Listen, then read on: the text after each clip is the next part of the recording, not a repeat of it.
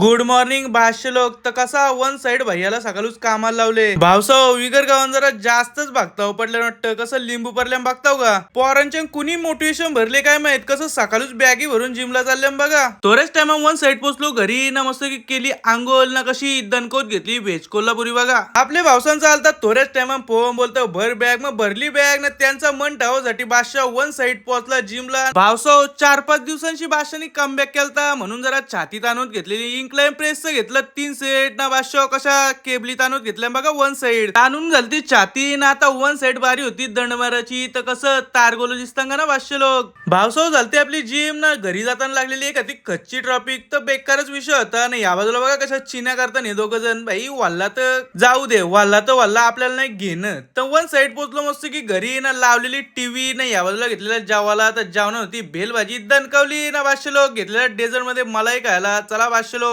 भेटू उद्या good night.